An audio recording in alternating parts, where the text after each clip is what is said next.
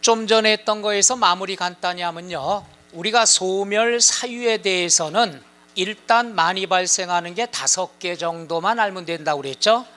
소멸이 왜 되느냐? 납부하니까. 그 다음에 충당이라는 것은 환급받을 땐 직접 받는 게 아니라 어떡하죠? 내가 청구를 먼저 해야죠.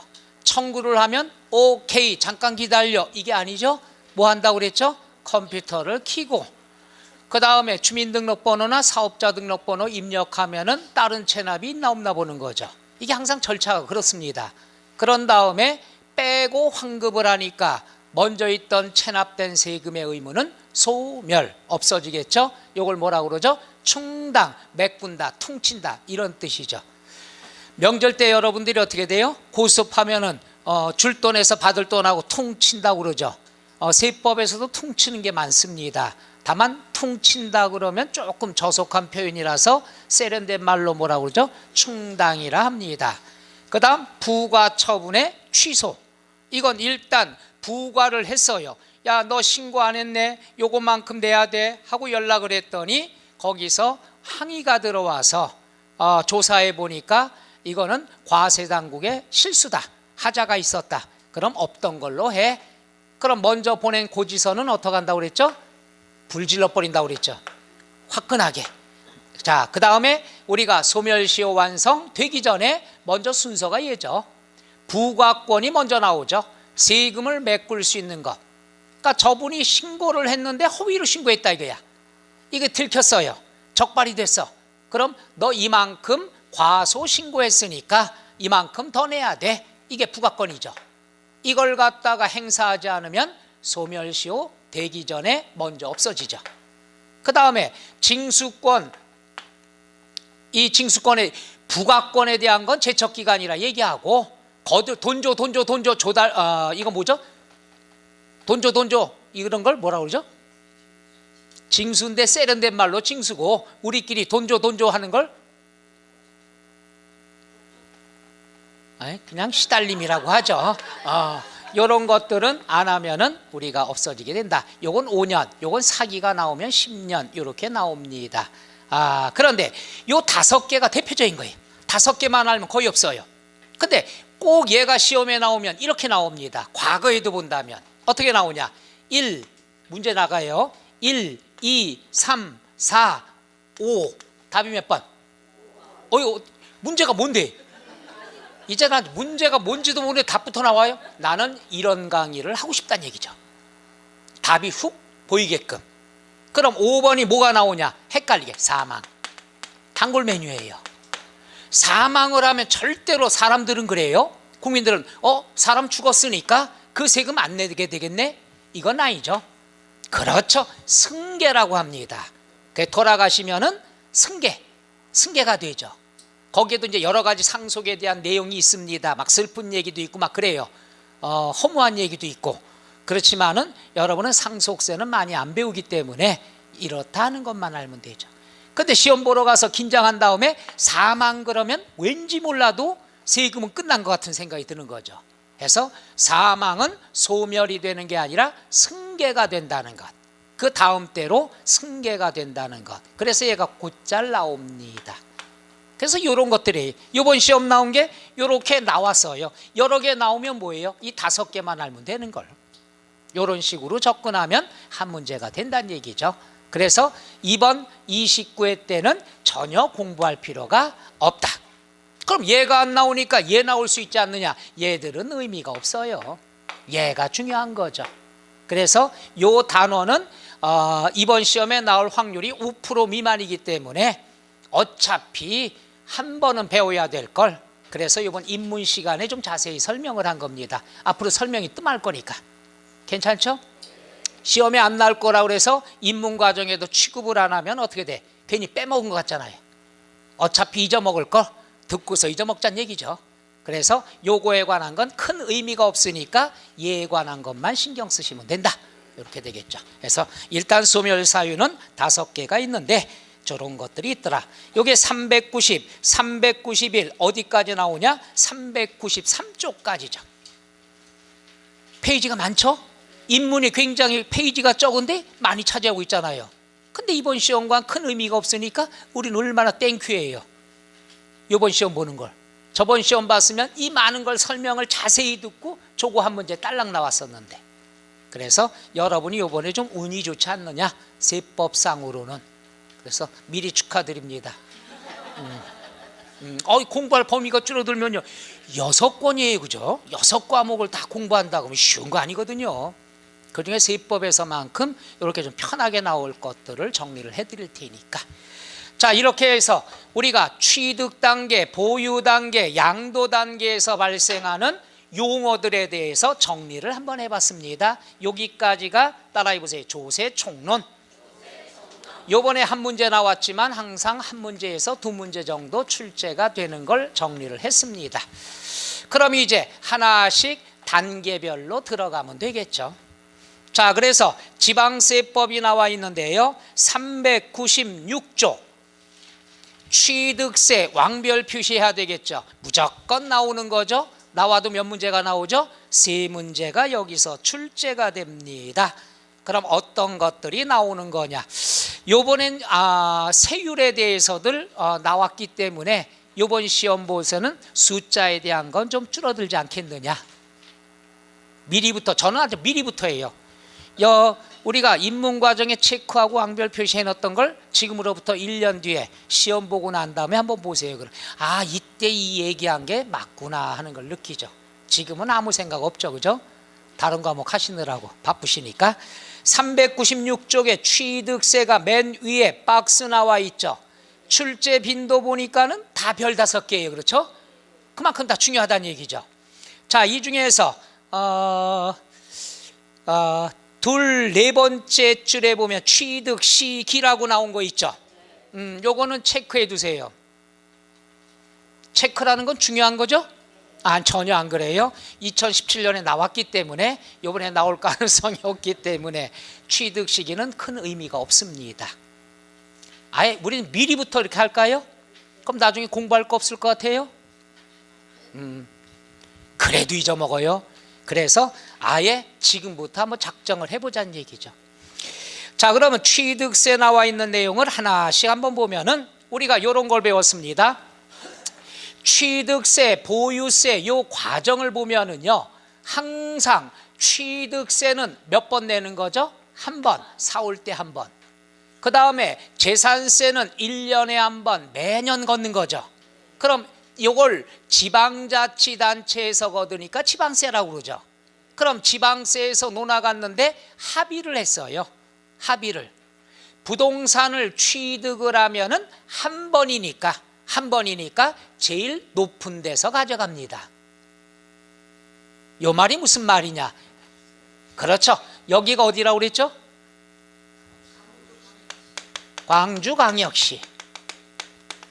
그 다음 서구.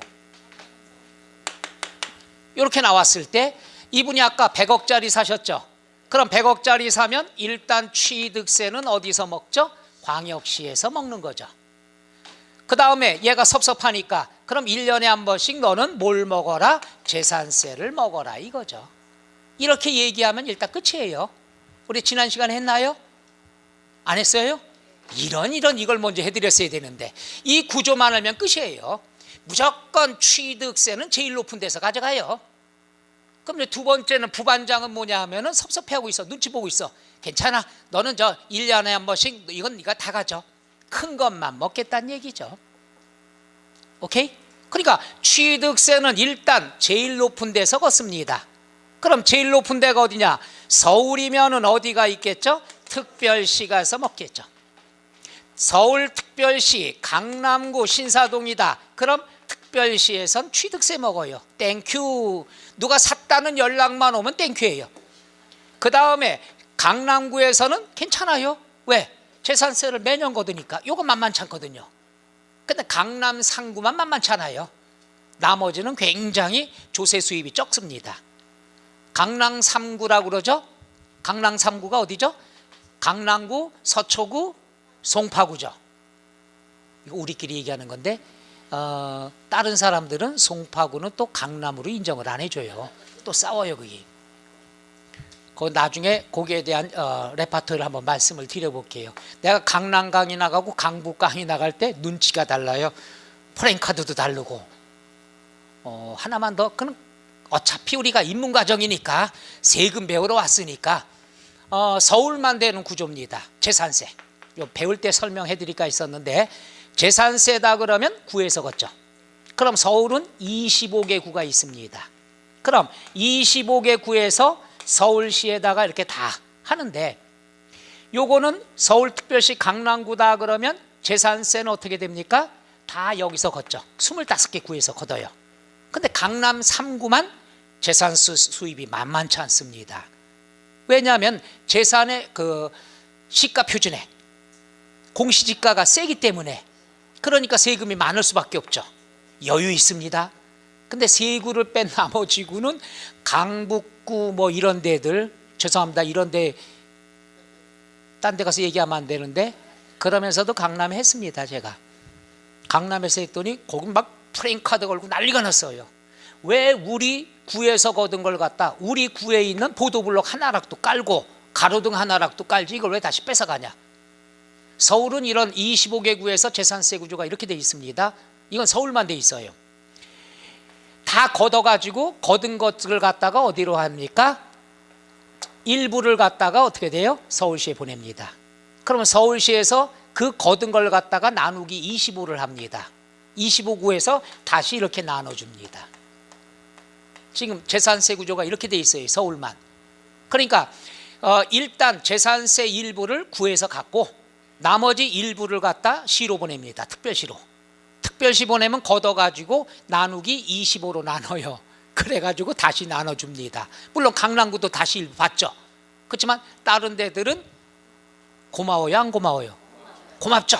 그래서 제가 강남 강의 나가고 강북을 강의 나가는데, 저녁에 나가는데 여기선 데모하고 프랭카드 걸고 난리가 났어요. 강남에는 아침에 강의, 이제 화요일날 강의 나갔다, 강남에 난리가 났어요. 현수막 걸고 난리가 났어요.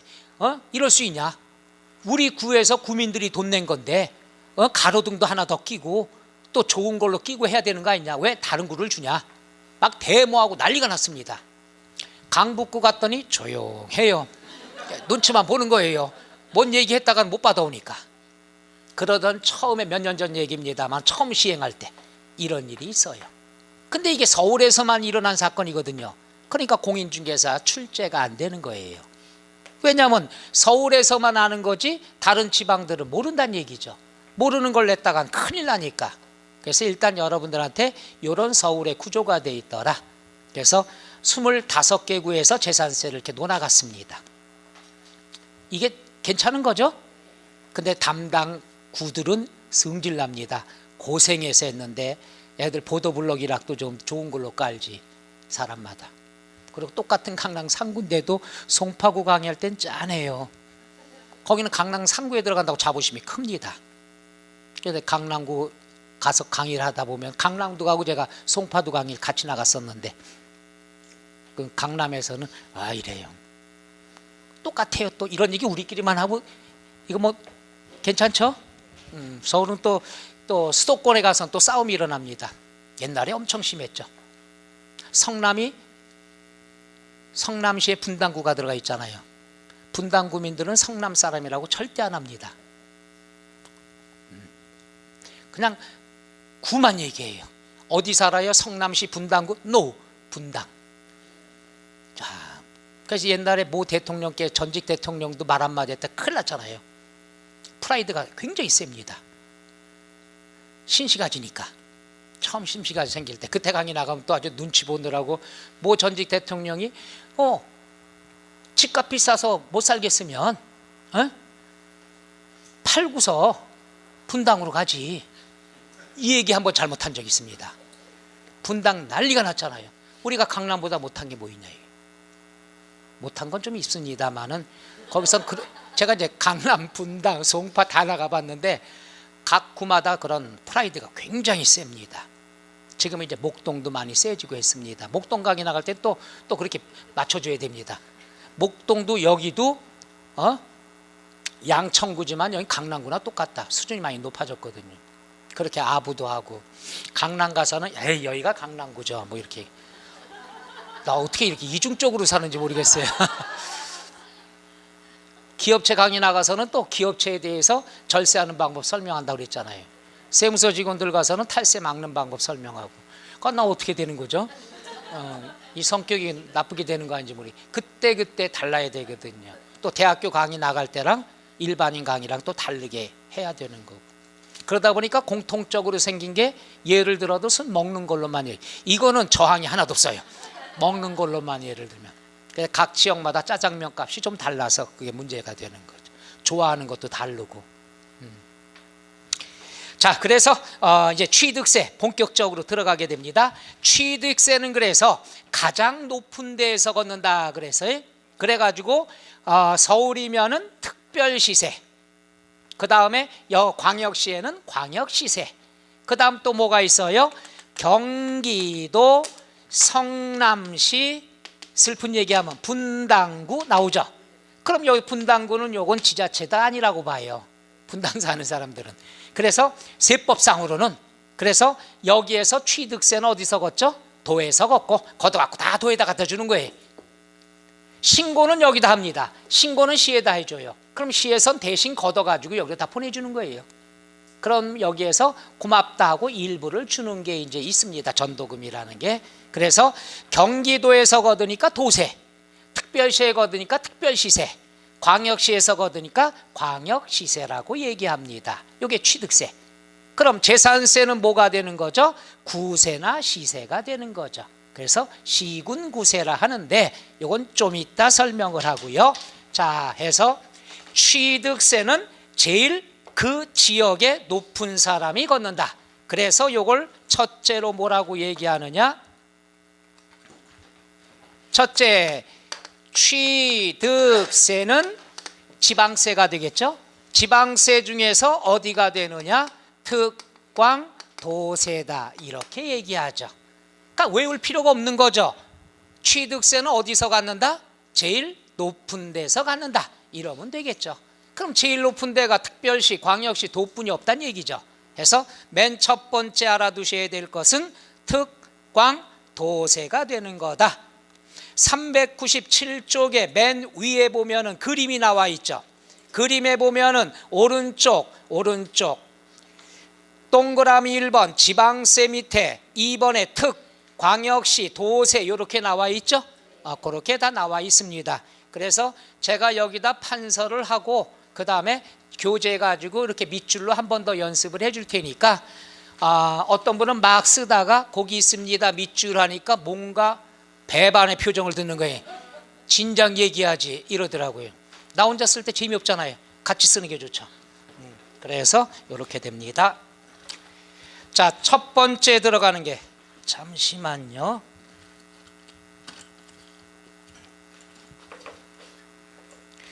자, 특광도세가 되고요. 그 다음부터 들어갑니다.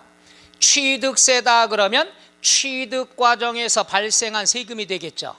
따라서 취득 과정에서 생기는 건데 그럼 취득이라는 유형은 어떤 것들이 있느냐? 뭘 취득이라고 하느냐? 이거죠. 그래서 397쪽에 보면은 취득의 구분 밑에 괄호 2번 나왔죠. 취득의 유형이다 그러면은 사실상의 취득, 그 다음에 의제 취득. 사실상의 취득과 의제 취득이라고 나눌 수가 있다. 뜻만 우느랍니다. 사실상의 취득은 실제로 사온 거죠. 실제로 사온 건 두 가지가 있습니다. 그 전에는 소유자가 없었어. 내가 최초의 소유자예요. 요걸 무슨 취득이라고 그러죠? 원시 취득이라고 그러죠. 이 원시 취득이라는 것은 별로 중요하지 않습니다. 없던 걸 새로 만들어낸 거니까 대표적인 게 간척을 했다든가 공유 수면을 매립을 했다든가 뭐 저쪽 지역에 가면 그런 게 있죠. 뭐 하천이었었는데 이걸 다 우리가 막아가지고 어떻게 됐다? 흙을 깔아가지고 매립지가 있죠. 그럼 원래는 이게 토지가 아니었었단 말이죠. 그럼 여기에다 매립을 해서 간척을 해서 공유 수면을 매립을 하거나 간척이다 그러면 뭐죠? 간척? 그렇죠, 바다. 그 다음에 매립이다 그러면 그거는 바다나 강이나 하천이나 똑같죠. 메꾸는 거, 그렇죠? 맞습니다. 결론 똑같아. 결론은 뭐예요? 매립이나 간척이나 땅이 아니었었는데 메꿔서 땅을 만들었다. 그럼 그 전에 소유자가 없었죠. 토지가 아니었으니까. 이런 걸 무슨 취득이라고 그러죠? 원시 취득. 원시 취득에는 두 가지만 공부하면 되는데, 땅에서는 뭐가 있어요? 매립. 그 다음에 뭐예요? 간척. 요게 있는 거고, 그 다음에 건축물이다 그러면 신축 있죠. 원래는 땅뿐이 없어요. 사람이 벌거벗은 걸 뭐라고 그러죠? 그럼 땅이 벌거벗은 건? 그렇죠. 여긴 대화 되네요. 이래야지 설명이 매끄럽게 돌아가죠. 저번에 갔더니 사람이 벌거벗은 걸 뭐라고 그러죠? 하니까 누 이래요. 그럼 땅이 벌거벗은 건 누대지 이래야 되는 건가? 설명이 막히잖아요. 이것도 오가는 게 있어야 되겠죠. 이런 게 앞으로 많이 있습니다만은 바로 이런 거. 원래는 나대지였었는데 여기에다 건축물을 지었다. 없던 게 생겼죠. 없던 게 생기면 다 뭐가 되죠? 원시 취득입니다. 시험에서는 시험 위주 자꾸 얘기하면 이상한데 원시 취득은 의미가 별로 없어요. 제일 중요한 게 뭐냐? 대한민국은 이제 있을 만큼 다 있었죠. 매립할 거 매립 많이 했고 간척할 거 다 했습니다. 그러니까 이 원시 취득에 관한 건 큰 의미가 없어요. 그러니까 시험에 의미가 없다는 얘기죠. 이런 거 벌써 다 얘기하면 큰일 나는데 1년 전에, 그죠? 그럼 얘보다는 기존에 있던 것을 내가 사왔다. 요거 뭐가 되는 거죠? 승계 취득이 되죠. 요건 민법 시간에 많이 배우실 겁니다만은 우리가 세법상으로는 없던 게 생겼다. 무슨 취득이라고 그러죠? 기존에 있었는데 이걸 내가 사왔다. 또는 상속을 받았다. 증여를 받았다. 유상이건 무상이건 소유권을 나한테 보내는 걸 뭐라고 그러죠? 승계 취득. 여러분이 등기법 배우셨나요? 원시 취득이다 그러면 없던 거니까 새로 생기니까 무슨 등기라고 그러죠? 수고하셨어요. 소유권 보존 등기라고 그러고, 요거는 뭐예요? 남의 이름을 내 걸로 이전했으니까 뭐라고 그러죠? 소유권 이전 등기라고 그러죠. 요걸 왜 설명하느냐? 여기에 따라 등록면허세 세율을 세법에서 배우기 때문에 용어만 간단히 설명합니다. 그래서 없던 걸 내가 만들었다. 최초의 소유자가 된다. 무슨 취득? 원시 취득. 기존에 딴 사람 소유로 돼 있는 것을 내 이름으로 바꿨다. 요걸 뭐라고 그러죠? 승계 취득이 되죠. 승계 취득은 돈 주고 사왔다. 유상. 공짜로 받았다. 무상이 있습니다만은 나중에 공부하면 되고, 없던 게 생기면 원시, 있던 걸 가져오면은 승계, 이러면 되겠죠. 그러면 의제 취득이라는 건 뭐냐? 세법에서는 의제라는 말은 간주라는 말하고도 같이 씁니다. 그러니까 의제 취득이라는 건 새로 취득한 건 아니지만, 실제로 산 건 아니지만 산 걸로 간주한다는 얘기죠. 그러니까 세법이 잔인한 거죠. 취득을 해야 취득세 내는 건데 취득은 아닌데 취득으로 간주하고 세금 걷겠다는 뜻이에요. 그러니까 이거는 더 무섭다는 얘기죠. 이건 어떤 경우냐? 우리 부동산 실무하시는 분들은 참 환상의 꿈이 하나 있죠. 지목 변경하는 거. 그냥 듣기만 해도 어떨 땐 가슴이 막 뛰던 시절이 있었어요. 그냥 저기 임야 이런 나대지 이런 것들이 어느 날 갑자기 택지로 돼가지고서 가만히 앉아서 로또 복권 당첨되듯이 그런 시절이 있었습니다. 가슴이. 그래서 그때는 강의 이것만 할 때마다 가슴이 막 두근댔어요. 그러면 우리가 지목이 변경이 됐으면 어떻게 됩니까? 가격이 올라갈 수밖에 없죠. 가격이 올라가면 올라간 만큼 취득세 내겠다는 얘기예요. 얼마나 무서워요. 똑같은 땅인데도 옛날에 사올 때 취득세 냈단 말이에요. 가지고 있는데 지목이 변경이 돼서 가격이 뛰었어요. 그럼 뛴 가격만큼은 새로 취득한 걸로 보고 취득세를 내야 된다는 얘기죠. 엄청나게 어떻게 보면 억울한 거죠. 그렇지만 우린 땡큐죠. 어마어마하게 올랐으니까. 그래서 이 의제 취득이란 말 뜻을 알면 돼요. 옛날에 취득했지만 지금은 가격이 확 뛰어서 뛴 만큼 가액이 증가했다고 그러죠. 가액이 증가한 만큼 새로운 취득으로 보고 취득세 내란 얘기죠. 그럼 여기서 야 옛날에 냈는데 뭐 취득세를 또 내냐 저항하는 사람 별로 없어요. 왜? 재산이 올라갔으니까. 이게 사람 심리를 이용한 거예요, 세법이. 사실상 한 물건에 대해서 똑같은 세금을 두 번 하면 이중과세 개념이 됩니다마는 국민들의 마음은 뭐예요? 이 땅값 올랐는데 그 정도에 내지 별로 안 되니까. 이런 걸 갖다 이용한 세법이 아닌가 이렇게 생각이 됩니다. 자, 그래서 우리가 일단 취득세는 취득에 관련된 세금입니다. 그럼 취득이라는 거, 세법상의 취득이라는 건 이렇게 둘로 나눈다. 실제로 사왔느냐, 가액이 증가됐느냐, 이런 것들도 다 취득으로 본다는 얘기죠. 자, 그래서 397조 괄호 2번 취득의 유형이라고 첫째 줄 나와 있죠. 취득의 유형은 사실상의 취득, 원시 취득, 승계 취득, 의제 취득. 의제라는 말은 다른 말로 뭐라고도 얘기하죠? 간주라고도 얘기하죠. 자, 그런데 하다 보니까 원시 취득도 취득세 내야 된다. 이러면 어떻게 되느냐? 엄청나게 손해보는 사람들이 있죠. 자동차 제조회사, 뭐 현다 뭐 이런데, 가 뭐 이런데, 이런 데들에서는 어떻게 승용차를 만들잖아요. 그럼 그 사람들이 소유권자죠. 원시 취득이죠. 이것도 취득세 낸다. 그러면 자동차 회사들 세금 때문에 못한다는 얘기죠. 또 소비자들도 차값이 올라가기 때문에 손해를 보는 거죠. 그래서 승용차 이런 것들은 원시 취득이지만 취득세는 과세하지 않습니다.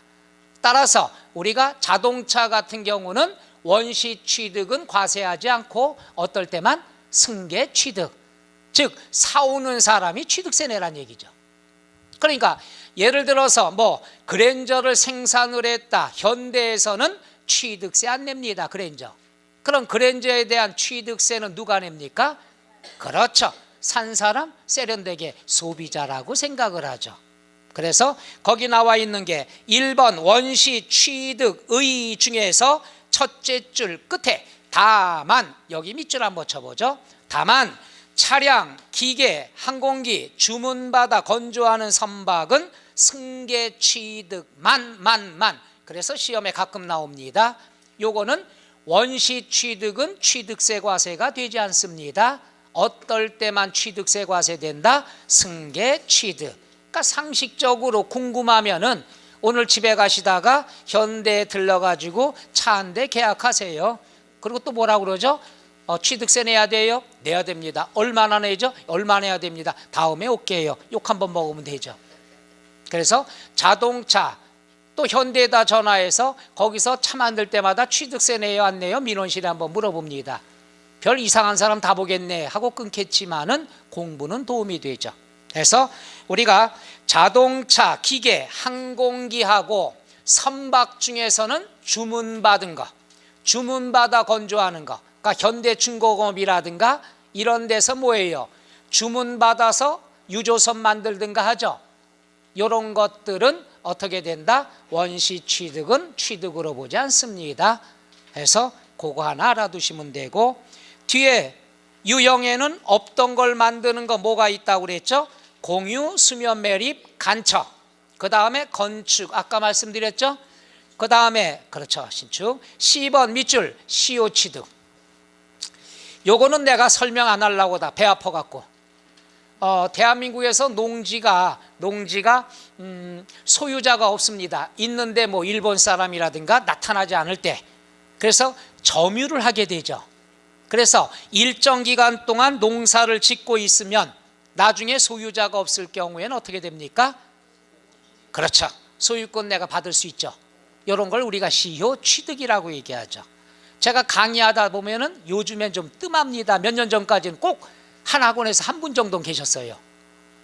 잽싸게 이거 강의한 다음에 내가 농사를 짓고 있어요. 농사를 짓고 있는데 항상 내가 뭐 농지세도 내고 소유자는 명의가 안 돼 있는데 나타나지도 않고 이랬을 경우에는 내가 세금이라든가 그 다음에 농약 뿌린 것들 이런 거 증빙자를 갖고 있어야 됩니다. 갖고 있어야 나중에 우리가 어떻게 소유권 주장할 수가 있는 거죠. 이게 시효취득이에요. 그래서 내 명의로 안 된 것을 갖다가 내가 농사를 지을 때는 경비 들어간 걸 다 모아놔야 됩니다. 그래야 나중에 횡재할 수가 있어요. 이 얘기를 했더니 한 분이 그 다음 주에 갔더니 좋아가지고 점심을 산대요. 왜요? 했더니 시어머니한테, 마침 시어머니가 지금 그렇게 농사를 짓고 계셔가지고 그 얘기를 했더니 그런 제도가 있냐고 해가지고 거의 무지 뭐 한 30년 됐대요. 그래가지고서 그저 시효취득 됐어요. 땅값이 좀 적어서 그렇지만 그래도 얼마나 억대가 되니까 30년 농사 지셨대요. 그래서 그럴 때 되면은 증빙자료 같은 건 꼭 챙겨, 농약이라든가 이런 건 다 있어야 되겠죠. 거꾸로예요. 거꾸로 내가 땅이 있어요. 여러분 혹시 보세요. 지방에 땅이 있어요. 땅인데 멀어가지고 그냥 내비려뒀어. 근데 딴 사람이 어떻게 해요? 거기서 배추 농사 짓고 막 해요. 이거 뺏길 수 있어요. 나중에 소유권 주장받을 수도 있습니다. 그러니까 땅이 있을 경우에, 그래서 꼭 1년에 한 번이고 거기다가 팻말 해놓잖아요. 이건 개인 사유지니까 경작하면 안 됩니다 하고, 이게 내 소유권 방어하기 위해서 필요한 겁니다. 혹시나 여러분들도 그런 땅들이 있으면 지금부터 관리 잘 해놔야지, 남의 걸 내가 뺏는 시효취득만 좋아하지 말고 거꾸로 뺏길 수도 있는 것들이니까, 그럼 나중에 내가 보상도 일부 해줘야 되니까, 땅값 올랐을 때 그런 것들 많이 보셔야 됩니다. 이런 건 한번 경험해 보시면 좋습니다. 시효취득은 로또죠, 로또. 그러니까 먼 친척이 갑자기 돌아가시게 돼서 뭐 유산을 받듯이 기분 굉장히 좋은 거죠. 그죠? 자, 그 다음에 이제 승계취득. 승계취득에 대해서는 뭐 우리가 상식적으로 아는 거죠. 여기서 중요한 것은 뭐예요? 승계취득이다 그럼 유상이나 무상이나 다 되는 거죠. 유상이다 그랬으면 거기에 A번 나왔죠. 뭐가 있죠? 매매. 그 다음에 B번 교환. 헌집 줄게 새집 다오. 이게 예전에 한참 유행했었습니다. 요즘도 이제 몇 년 지나면 또 다시 나오겠죠. 왜냐하면은 아파트하고 여관 건물하고, 예전에 여관 건물이다 그랬을 경우에는 내가 많이 봐드렸었는데, 여관이다 그랬으면 무조건 땅만 있으면은 무조건 공짜로 공사 다 해줍니다. 다 해주고서 거기서 돈을 이제 나중에 받죠. 그래서 무조건 그 여관은 잘 될 때, 호황일 때, 그게 뭐 하나당 뭐 한 30억 건물, 50억 건물 막 이렇습니다. 그거 할 때 몇 개를 갖다가 내가 소개시켜주면서 했던 기억이 있어서 그런 것들 교환하는 경우도 많이 있죠. 한참 또 전원주택이 붐이 있을 때, 이럴 때 아파트하고 전원주택하고 교환하고 막 이런 것들이 있었습니다. 그럴 때는 교환에 대한 것은 우리가 두 가지를 내야 되죠. 헌집 줬으면 양도소득세 내야 되고, 새 거 받았으면 또 뭘 내야 되죠? 취득세를 내야 된다는 것. 자, 그 다음에 10번 법인의 현물 출자. 현물 출자, 이건 우리가 조건이 있습니다. 조건은 투자했으니까 기업체에 대한 주식을 내가 받아야 되겠죠. 두 가지가 있죠. 그게 출자니까. 내가 S전자에 대한 1억을 투자하고 주식을 받았다. 금전 출자라고 그러고, 내가 땅이 하나 있어요. 공장 부지로 쓰라고 S전자에다가 출자를 했습니다. 그에 상응하는 뭘 받아야 되겠죠? 주식을 받아야 되겠죠. 이런 것. 그래서 법인의 현물 출자를 해서 주식을 받아야 된다. 이렇게 하죠. 그러면 이것도 마찬가지 두 개 나오죠. 개인 소유의 부동산, 여기에 소유권 넘어가겠죠. S전자로 양도소득세 내야 되고, 또 거기에서 주식을 받아오죠. 그럼 거기에 대한 취득세도 내야 되겠고, 이런 것들이 있다는 것. 그 다음에 D번의 상속증여. 상속증여는 대표적인 게 무상 취득이 되겠죠. 공짜로 받은 거. 그러니까 이렇게 하나 간단히 보면 되죠. 갑이라는 사람이 을이라는 사람한테 증여를 했다. 그러면 갑이라는 사람은 누가 되는 거죠? 증여자가 되는 거고, 을이라는 사람은 누가 되죠? 받았으면은 수증자라고 얘기하죠. 그러니까 공짜 무상으로 제공을 했을 때 주는 사람은 증여자, 받는 사람은 뭐가 되죠? 수증자가 되는 거죠. 그러면 우리가 주는 사람에 대해서 여기서 발생하는 세금은 뭐가 되죠? 증여했으니까 증여세 내겠죠. 그 다음 받았으니까 뭘 내죠? 소유권 이전하면 취득세 내야 되겠죠. 이렇게 모든 게 취득 양도 이런 과정에서 세금이 쫓아다닌다는 얘기죠. 그러니까 세금에 관한 게 이렇게 복잡해요. 무조건 생기면 세금 내란 얘기죠. 그래서 여러분이 취득세다 그러면 단순히 부동산을 사야지만 취득세가 아니라 이렇게 취득으로 보는 게 여러 개가 있다는 얘기죠. 그러니까 세금 억차까지 걷겠다 이거죠. 어디에서? 광역시에서, 도에서 큰 놈들 걷겠다는 얘기죠. 자, 그래서 거기 나오고 간주취득, 간주취득의 대표적인 것 유형 A번 그거 하나 밑줄 토지의 지목 변경이 나와 있죠. 제일 대표적인 거죠. 그 다음에 있다면 B번 차량의 종류 변경이 되겠죠.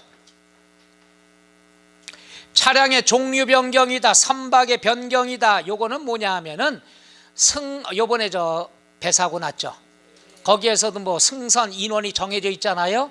뭐 이건 합법적이라고 뭐 거기서 나오더만요. 20명하고 뭐 22명까지 된다고. 그 다음에 뭐 세월호 사건도 있습니다만은 어떠한 것을 변경을 했으면 변경한 만큼 가액이 증가가 되고 승선 인원이 늘어났다는 얘기죠. 승선 인원이 늘어나면 당연히 가액은 올라갈 수밖에 없죠. 그러니까 결론, 간주 취득이다 그랬으면은 항상 뭐가 따라다닙니까? 가액 증가가 따라다녀요. 종류를 변경했는데도 예전과 똑같다. 그럼 취득세 낼 필요 없습니다. 변경이 됐다는 건 그만큼 좋아졌다는 얘기예요. 좋아졌으면 너 취득세 내란 얘기죠. 만약에 변경을 했는데도 가액이 증가되지 않았다. 그러면 취득으로 보지 않습니다. 꼭 간주 취득, 의제 취득에 대해서는 뭐가 변화가 있어야 되죠? 가액이 늘어나야 돼요. 가액이 증가가 안 됐으면은 취득으로 절대로 보지 않습니다. 이렇게 알아둬야 되겠죠. 그 다음에 개수 나와 있죠. 개수라는 건 개보수가 되겠죠. 크게 뜯어 고치는 거. 여기도 똑같습니다. 우리가 개수가 됐으면 좋게 뜯어 고쳤습니다. 대수선을 했다는 얘기죠. 그럼 가액이 어떻게 됩니까? 증가되겠죠. 증가되면 당연히 어떻게 돼요? 취득으로 봐야 된다는 얘기죠. 그렇죠? 그 다음에 뭐 어떤 경우 뭐 3층이 있는데 4층이 됐다든가, 그럼 한 층만큼 가액이 증가됐죠. 이런 것들도 다 취득으로 봅니다. 궁금하면 여러분이 단독주택이 1층짜리가 있다. 그럼 한 층을 올려봐요. 그럼 취득세 내라고 합니다. 승질나서 한 층 더 올려봐요. 그럼 또 취득세 또 내라고 합니다. 그런 것들. 그럼 승질나서 신고 안 해요. 신고 안 하면 어떡하죠? 항공사진 찍어갖고 무허가로 해서 벌금 내리고 하는 거죠. 세상이 무서운 거예요. 그렇죠? 그래도 세금만 많이 냈으면 좋겠죠. 한 2주 동안에 돈 많이 버셨어요? 표정이 돈 많이 쓰셨어요? 이제 공부하는데 재미 좀 들리셨나요? 다른 과목들? 표정이 이럴 줄 알았어요. 딴 데도 다 그러시더라고요. 여러분이 힘들면 대한민국 모든 사람이 힘든 겁니다. 그러니까 편하게 하시면 돼요. 맨 처음에 뵀을 때보다 표정이 많이 좋아지신 것 같아요. 가끔 이렇게 뵈면 눈가에 어두움이 있기도 해요. 한 달이 고비예요. 한 달이 많이 힘들어할 때입니다. 낯선 용어 때문에. 그 다음에 이제 거기까지가 이제 취득으로 보는 것들. 이런 것들도 시험에 나올 가능성들이 항상 있는 것들이죠. 용어 자체. 여기는 이제 뼈대만 한 거고요. 자, 여기에다가 살 붙이는 것들을 이제 1월부터 나갑니다. 용어 자체만 해서 사실상의 취득에는 두 가지가 있다. 없던 걸 만든다. 내가 최초의 소유자다. 뭐죠? 남이 있는 걸 가져왔다. 승계 취득. 돈 주고 가져와도 공짜로 가져와도 승계 취득이 된다. 그 다음에 사온 건 아니지만은 변경으로 인해서 가액이 증가되면 가액이 증가된 것만큼 취득으로 간주한다. 이걸 무슨 취득? 의제 취득이라 한다. 근데 의제라는 말, 세법이 어떤 때는 의제라는 말을 쓰고요. 어떤 때는 간주라는 말을 써요. 아주 짜증나요. 그래서 의제 취득이라고 공부할 필요 없어요. 그냥 취득이 뭐냐 이렇게만 알아두면 되겠죠. 자, 그 다음에 이제 2절 과세대상 나왔는데요. 과세대상이다 그러면 크게 비중은 없습니다. 다만 취득세에서 어떤 거다라고만 알아두면 되는데요. 여러 개가 있습니다만은 첫째, 거기 두 번째 줄 나온 거 볼까요? 부동산. 뭐만 공부하면 되느냐? 부동산, 차량, 공인중개사에서 기계장비는 의미가 별로 없죠. 시험도 마찬가지입니다. 그 다음에 여러분 비행기 있어요? 그래서 잘 안 나와요. 여러분 배 있어요? 이 배 말고, 죄송합니다, 유치한 얘기해서 선박. 그래서 시험에는요 항공기 선박은 많이 안 나옵니다. 공인중개사 업무와 관련이 없기 때문에. 그러니까 나온 것들도 보면 요거 빼고 나오면 나오는 게 정해져 있다는 얘기죠. 부동산 항상 나오겠죠. 차량도 많이 나오진 않습니다. 공인중개사에서 중고매매센터 같이 하는 것도 아니기 때문에 요렇다 정도. 그 다음에 이제 임목도 마찬가지인데 오늘은 입문과정이니까 임목이 뭐죠? 오, 대단하셔요. 등기되어 있는 나무죠. 세법은 좀 달라요. 등기되어 있는 나무도 해당이 되지만 등기가 안 돼 있어도 생육, 살아있는 나무는 다 임목으로 본다는 얘기죠. 그래서 대법원 판례도 나왔습니다. 꼭 등기된 임목만 취득세 내야 되는 거 아니냐 하는데, 등기는 안 돼 있어도 생육되고 있는 나무도 임목으로 해서 취득세 과세가 된 적이 있습니다. 그래서 등기 여부는 큰 의미가 없어요. 세법상으로는. 또 임목은 시험 안 나오니까. 그래서 상식으로 알아두세요. 어떤 산에다가 나무를 심었어요. 나무를 심어가지고 야산에다가 이 야산을 갖다 통째로 팔아버렸어요. 이럴 때 세금 뭐 내죠?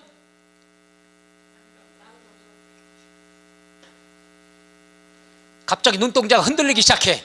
여러분이 당장 집 뒤에 야산에다가 소나무 좀 심고 땅이 있는데 땅을 통째로 나무째 팔았어요. 그럼 세금을 어떤 세금을 내야 되느냐? 첫째, 산에 대해서는 양도소득세를 내야 되죠. 나무에 대해서는 사업소득세를 내야 됩니다. 산림에 관한 거라서 사업소득. 좋은 거, 이런 건 알아두셔야 되는 거죠. 그죠? 그냥 부동산에만 올인하셔가지고 양도소득세는 다 나와요. 그럼 나무는 어쩌라고? 나무는 뭐예요? 사업소득세 내야 된다는 얘기죠. 그런 경우는 우리가 상식으로 지방에 그런 거 귀촌해 갖고 그런 분들이 많이 있거든요. 또 그런 사람들에 대해서는 대출도 많이 해주고 하니까. 그래서 그 정도는 알아두시면 됩니다. 그 다음에 뭐가 있느냐? 그 다음에 광어권, 어업권, 골프회원권, 승마회원권, 콘도회원권, 종합체육시설 이용권, 요트회원권, 이런 사람들에도 취득세를 내야 된다. 과세 대상은 물건을 얘기하는데 제일 많이 나오는 게 부동산입니다. 그 다음에 가끔 가서 권리가 나옵니다. 광어권, 어업권, 콘도 이용권, 이런 것들이 되겠죠. 그래서 그런 것들은 취득세 과세 대상에서 옛날에는 몇 번 나왔습니다만은 큰 의미가 없습니다. 왜? 몇 개가 없으니까. 그래서 요렇다 정도만 하시면 되고요. 자, 3절 납세 의무자, 납세 의무자. 요거 중요한 내용들이 되겠죠. 납세 의무자. 요건 별 표시하셔도 됩니다. 취득세 납세 의무자는 출제될 때가 됐죠. 그래서 요건 1년 동안 많이 보셔야 됩니다. 납세 의무자라는 것은 당연한 얘기가 되겠죠. 취득할 때 납세 의무가 있고 취득한 사람이 취득세 내야 된다는 얘기죠. 그래서 중요한 게 요거는 별 표시라고 그랬죠. 취득세 납세 의무자. 요건 출제 가능성이 90% 이상 되는 겁니다. 납세 의무자. 우리가 지난 시간에 4가지 강조했죠. 납세 의무자. 누가 내느냐? 납세 의무자. 그 다음 두 번째, 어떤 물건에 대해서 내느냐? 과세 대상. 그 다음에 얼마짜리냐? 과세 표준. 그 다음에 몇 프로 내야 되느냐? 세율. 요 4가지가 굉장히 꼭 나온다고 그랬죠. 다만 과세 대상은 취득세에서 의미가 별로 없고요. 그래서 납세 의무자는 가능성이 높습니다. 이번 시험에 2017년에 나오지 않았기 때문에 일부 비슷한 게 하나가 나왔습니다만은 충분히 나올 가능성이 있죠. 그래서 요거는 400쪽에 나왔습니다. 괄호 1번 똑같습니다. 괄호 1번 사실상의 취득자, 의제 취득자.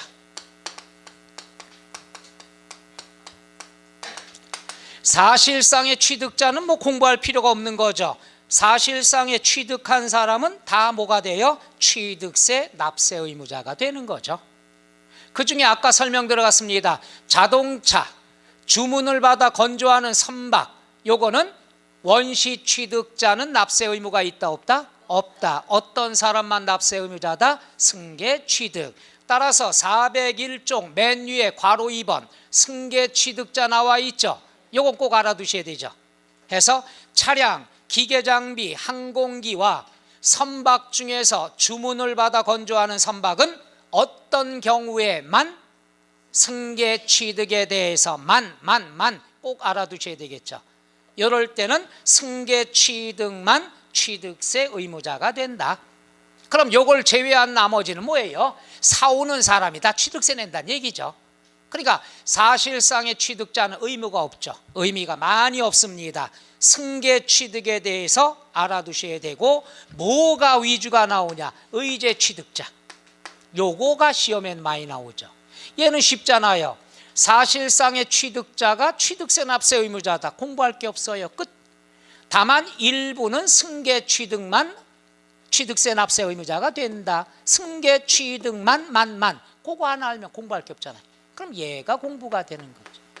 그래서 납세 의무자 중에서는 의제 납세 의무자, 요거는 뭐 간단히 공부하면 1번만 여러분 신경 쓰시면 됩니다. 1번 별표시 밑줄 주체 구조부 취득자. 주체 구조부라는 말 뜻을 먼저 아셔야 되는 게 주된 건축물 소유자다, 이렇게 생각하면 되죠. 주체 구조부라는 말이 좀 어려워서 그렇죠. 주된 건축물 소유자다. 그럼 주된 건축물을 생각하려면은 뭘 생각하면 되느냐? 우리 주변에서 주유소 건물을 한번 생각해 볼까요? 알았어요? 생각만 하고 10분간 쉬었다가 시작을 하도록 하죠. 10분 쉬었다 가겠습니다.